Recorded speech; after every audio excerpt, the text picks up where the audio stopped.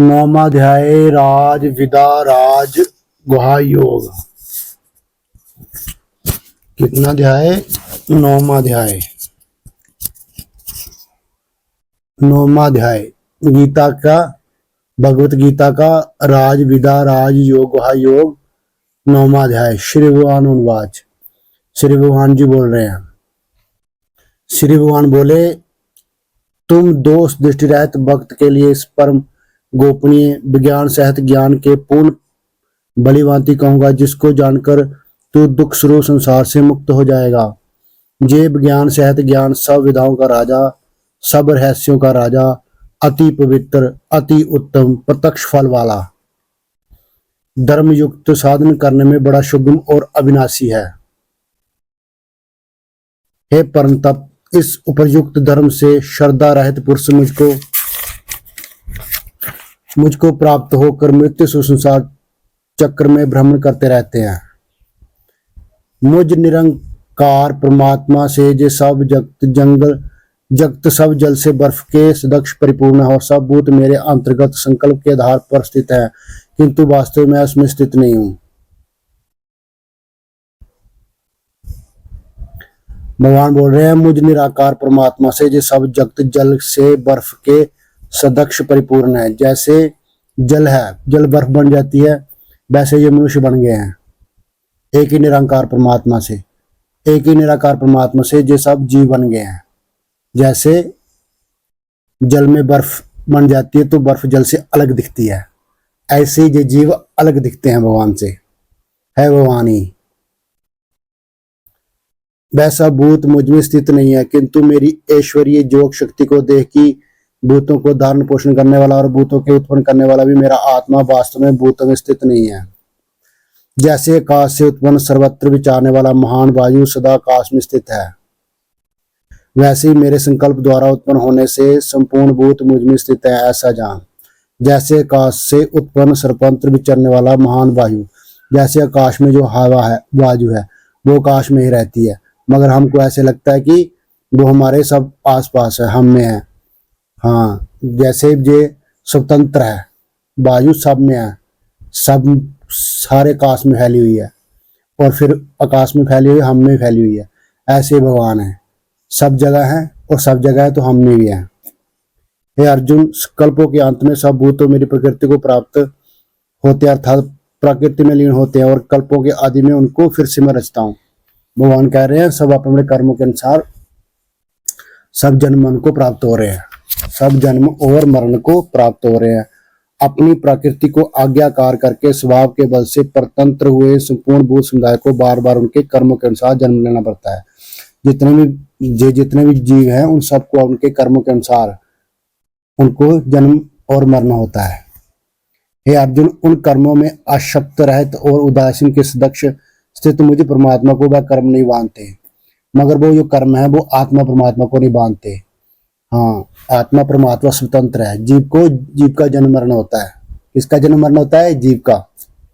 हे अर्जुन, मुझ अधिष्ठाता की सदक्ष प्रकृति चराचर सहित सर्व जगत को रचती है, और इस हेतु से ही ये संसार चक्कर घूम रहा है। मेरे परम भाव को न जानने वाले मूढ़ लोग मनुष्य का शरीर धारण करने वाले मुझ संपूर्ण भूतों के महान ईश्वर को तुच्छ समझते हैं, अर्थात अपनी जोग माया से संसार के उद्धार के लिए मनुष्य स्वरूप में विचरते हुए मुझे परमेश्वर को साधारण मनुष्य मानते हैं। भगवान जी कह रहे हैं कि मैं लोगों के बीच में जो आ रहा हूँ वो सब मैं अपनी जोग माया से हूँ, मगर मुझे लोग साधारण मनुष्य मान रहे हैं, मगर है वो क्या? भगवान।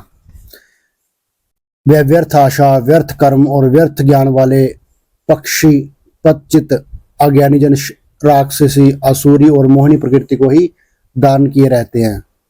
हाँ, परंतु हे कुंती पुत्र, देवी प्रकृति के आश्रित महात्मजन मुझको सब भूतों का सनातन कारण और नाश रहित अक्षर स्वरूप जानकर अनन्य मन से युक्त होकर निरंतर मेरा भजन करते हैं। मगर जो देवी प्रकृति वाले हैं, जो साधु लोग हैं, जो सज्जन लोग हैं, वो भगवान को भजते रहते हैं, क्योंकि उसको सबका सनातन कारण जानकर, उसको ही परमेश्वर जानकर उसका भजन करते रहते हैं।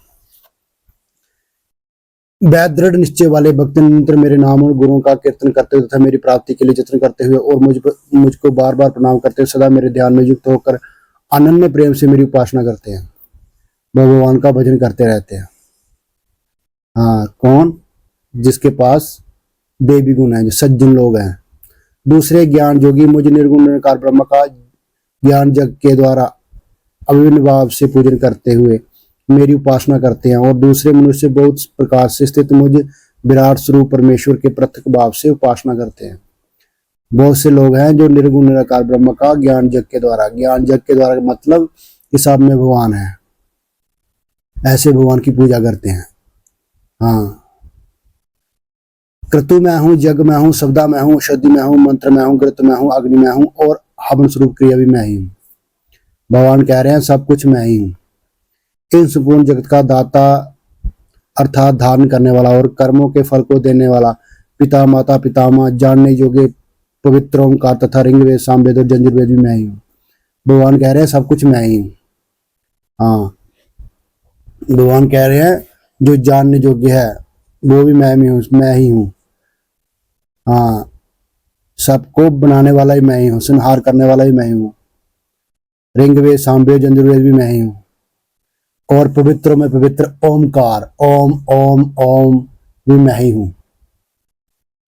प्राप्त होने योग्य परम धाम भाषण भरण पोषण करने वाला सबका स्वामी, शुभ शुभ का देखने वाला सबका वासन स्थान, दान लेने योग्य प्रत्युपकार न चाह कर चिंता करने वाला सबके प्रति प्रलय का हेतु स्थिति का धार निदान और अविनाशी कारण भी मैं ही हूँ। भगवान कह रहे हैं सबका अविनाशी कारण भी मैं ही हूँ। मैं ही सूर्य से तपता हूँ, मैं ही सूर्य होकर तपता हूँ, वर्षा का आकर्षण करता हूँ और उसे बरसाता हूँ। हे अर्जुन, मैं ही अमृत और मृत्यु हूँ और सत्य सत्य भी मैं हूँ, सब कुछ मैं ही हूँ। भगवान कह रहे हैं तीनों वेदों में विधान किए संकाम कर्मों को करने वाले, सोमरस को पीने वाले, पाप रहित पुरुष मुझको यज्ञों के द्वारा पूजकर स्वर्ग की प्राप्ति चाहते हैं। वह पुरुष अपने पुण्यों के फलस्वरूप स्वर्ग लोक को प्राप्त होकर स्वर्ग में दिव्य देवताओं के भोगों को प्राप्त होते हैं। जो लोग जग करते हैं, संकाम जग करते हैं, वो पाप रहित पुरुष स्वर्ग को जाते हैं और स्वर्ग में रहते हैं। और फिर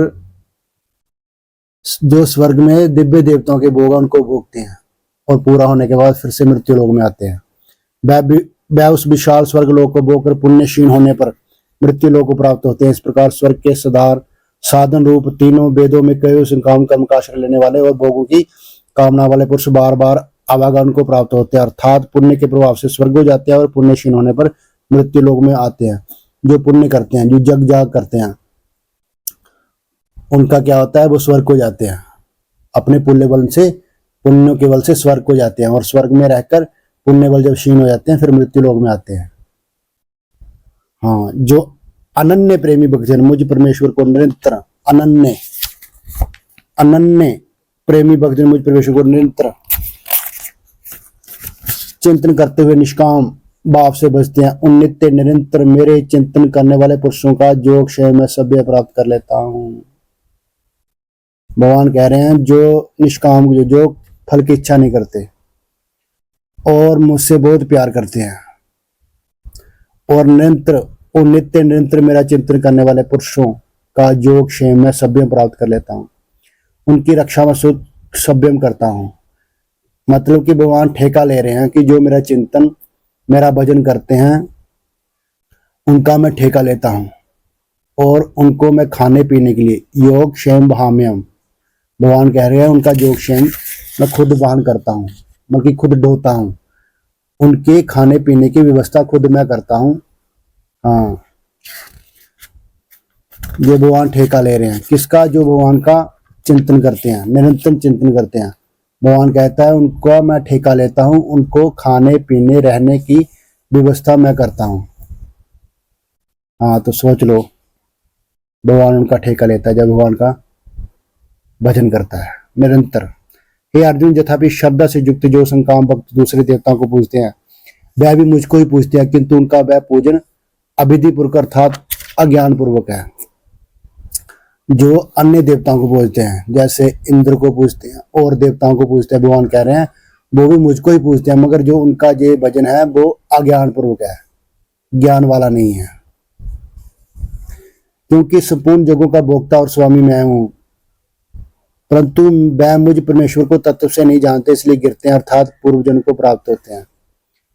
भगवान जी कह रहे हैं जो देवताओं को पूजते हैं वो भी मुझको ही पूजते हैं, मगर वो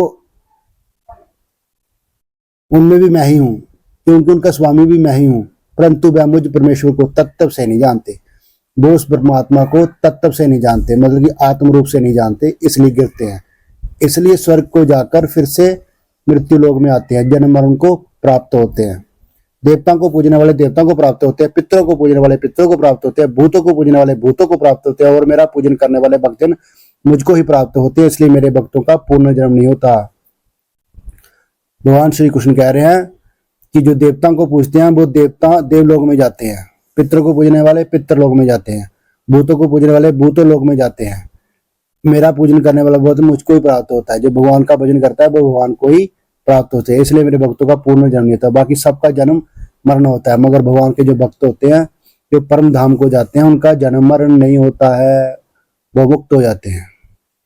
जो कोई भक्त मेरे लिए प्रेम से पत्र पुष्प फल जल आदि अर्पण करता है, उस शुद्ध बुद्धि निष्काम प्रेमी भक्तजन का प्रेम पूर्वक अर्पण की हुआ पत्र पुष्प आदि में सगुण रूप से प्रकट होकर प्रीति सहित खाता हूं।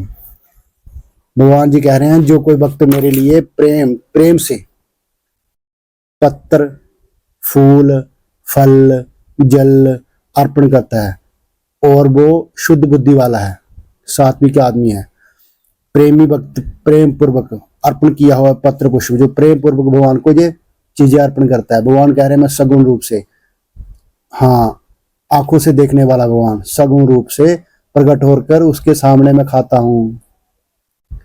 ऐसा भगवान का वचन है गीता में। गीता के 9वें अध्याय का 26वां श्लोक है, पढ़ के देख लेना।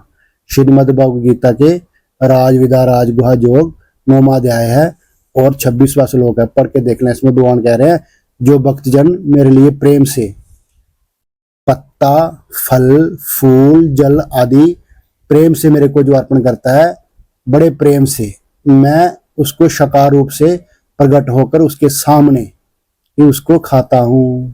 यह भगवान का वचन है, हाँ वचन है भगवान का कि मैं प्रकट होकर खाता हूं। हाँ तो सोच लो, यह भगवान का वचन है। हे अर्जुन, तू जो कर्म करता है, जो खाता है, जो हवन करता है, जो दान देता है और जो तप करता है वह मुझको अर्पण कर।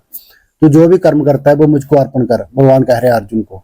इस प्रकार जिससे समस्त कर्म मुझ भगवान के अर्पण होते हैं, ऐसे संन्यास योग से युक्त चित्त वाला तू शुभाशुभ फलस्वरूप कर्म बंधन से मुक्त हो जाएगा और उनसे मुक्त होकर मुझको ही प्राप्त होगा। जो भगवान को सब कुछ अपने कर्म फल जो भगवान को दे देते हैं, जो भी कर्म करते हैं वो भगवान के लिए करते हैं, ऐसे जो संन्यास योगी है वो शुभाशुभ फल का कर बंधन से मुक्त हो जाता है, कर्मों के बंधन से मुक्त हो जाता है और भगवान को ही प्राप्त होता है।